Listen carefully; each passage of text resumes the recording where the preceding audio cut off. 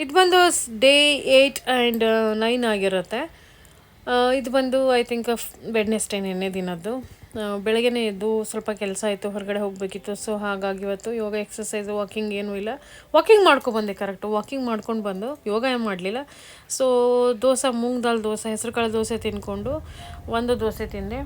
So ಹೊರಟೆ, ನಾನು ಕೆಲಸ ಇತ್ತಲ್ಲ ಅದಕ್ಕೆ ಅಂದ್ಬಿಟ್ಟು. ಸೊ ಹೋಗ್ತಾ ಸ್ವಲ್ಪ ಫ್ರೂಟ್ಸು, ಸಲಾಡು ತೊಗೊಂಡು ಹೋಗ್ತೀನಿ ನಾನು. ಯಾಕಪ್ಪ ಅಂದರೆ ಮಧ್ಯದಲ್ಲಿ ಹೊಟ್ಟೆ ಹಸ್ತಾರೆ, ಬೇರೆ ಏನು ತಿನ್ನೋಕೆ ಮನ್ಸು ಬರಬಾರ್ದು ಅಂತ ತೊಗೊಂಡು ಹೋಗ್ತೀನಿ. ಸೊ ಫ್ರೂಟ್ಸು ತಿನ್ಕೊಂಡು ಹೋದೆ.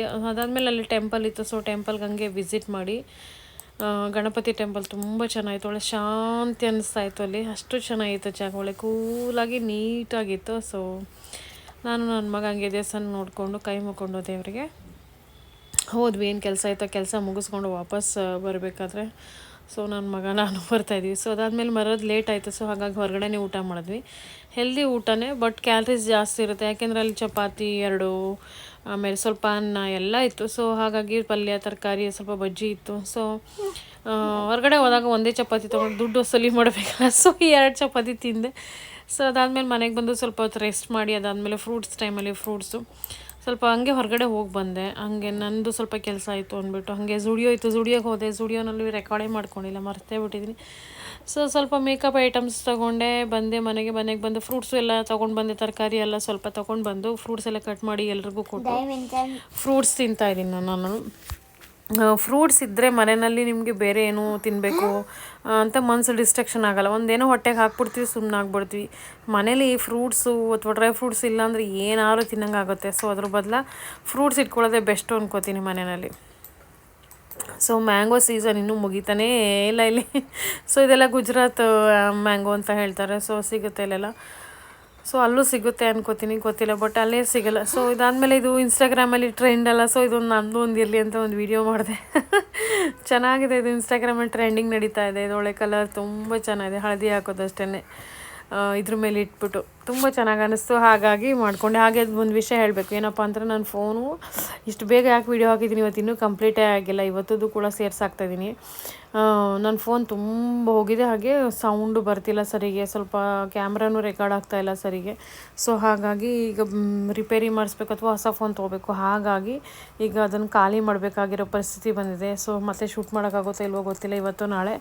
ಸೊ ಮಾಡಿಲ್ಲ ಅಂದರೂ ನಂದು ಜರ್ನಿ ಅಂತೂ ನಡೀತಾನೆ ಇರುತ್ತೆ, ಬಟ್ ಅಪ್ ಟು ಡೇಟ್ ಮಾಡ್ತೀನಿ ನಿಮಗೆ ನಾನು. ಹಂಗೆ ಅದಾದಮೇಲೆ ಇವತ್ತು ಹೇಗೇನು ಥರ್ಸ್ಡೇ ಇಲ್ಲೆಲ್ಲ ಪಾಲ್ಕಿದೆ, ಹಾಗಾಗಿ ಸ್ಕೂಲ್ ಮಕ್ಕಳಿಗೆಲ್ಲ ರಜೆ. ಸೊ ಹಾಗಾಗಿ ಮಾರ್ನಿಂಗೇ ಹೋಗ್ಬಿಡೋಣ ಅಂದ್ಬಿಟ್ಟು ನಾನು ಗ್ರೀನ್ ಜ್ಯೂಸ್ ಗುಡ್ಕೊಂಡು ಜಿಮ್ಗೆ ಹೋದೆ. ಜಿಮ್ ವರ್ಕೌಟ್ ಮಾಡಿದೆ. ಇವತ್ತು ಲೆಗ್ ವರ್ಕೌಟ್ ಮಾಡ್ಕೊಂಡು ಬಂದೆ.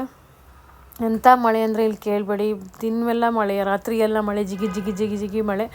ಸೊ ಮಳೆ ಇದ್ದರೆ ರೋಡಲ್ಲಿ ಎಲ್ಲ ಬ್ಲಾಕೇಜ್ ಇರುತ್ತೆ, ಓಡಾಡೋಕ್ಕಾಗಲ್ಲ ಸರಿಗೆ, ಕಷ್ಟ ಆಗ್ತಾಯಿದೆ. ಹಂಗೂ ನಮ್ಮ ಮನೆಯವ್ರ ಹತ್ರ ಡ್ರಾಪ್ ಮಾಡಿಸ್ಕೊಂಡು ಹೋಗಿಬಿಟ್ಟು ಬರ್ಬೇಕಾದ್ರೆ ನಾನು ಒಬ್ಬಳೇ ಬಂದೆ. ಬಟ್ ಹೋದ್ಮೇಲೆ ಎಕ್ಸಸೈಸ್ ಆಯಿತು. ಒಟ್ಟಲ್ಲಿ ಹೋಗಿಲ್ಲ ಅಂದರೆ, ಮನೆಯಿಂದ ಆಚೆ ಹೋಗಿಲ್ಲ ಅಂದರೆ ನಾವು ಅಲ್ಲೇ ಲೇಸಿಯಾಗಿ ಹೋಗ್ತೀವಿ. ಸೊ ಹೆಂಗೋ ಮಾಡಿ ಹೊರಟುಬಿಟ್ರೆ ಒಳ್ಳೆಯದು.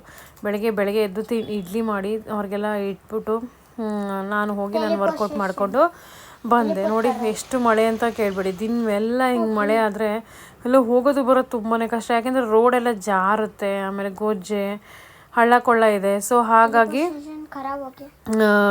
ಇದು ಮಾಡ್ಕೊಂಡು ಅದಾದಮೇಲೆ ಮನೆಗೆ ಬಂದು ಸ್ವಲ್ಪ ಮನೆಯೆಲ್ಲ ಕ್ಲೀನ್ ಮಾಡಿ ಅಡುಗೆ ಎಲ್ಲ ರೆಡಿ ಮಾಡಿ ಅದನ್ನು ಇದು ಮಾಡಿಕೊಂಡು ಪಾತ್ರೆ ಎಲ್ಲ ತೊಳ್ಕೊಂಡು, ಸೊ ಬಂದು ಪಾತ್ರೆ ಎಲ್ಲ ಅಡುಗೆ ಮಾಡಿ ಮುಗಿಸ್ಬಿಟ್ಟು ಆಮೇಲೆ ಪಾತ್ರೆಗಳು ತೊಳ್ಕೊಂಡೆ. ಪಾತ್ರೆ ಎಲ್ಲ ತೊಳ್ಕೊಳ್ಳೋದು ಇದು ಕೆಲಸ ಮಧ್ಯದಲ್ಲಿ ಇದ್ದೇ ಇರುತ್ತಲ್ವ. ಸೊ ಈ ಮಧ್ಯದಲ್ಲಿ ಎಲ್ಲ ನಾನು ವೀಡಿಯೋನ ಶೂಟ್ ಮಾಡ್ಕೋಬೇಕು.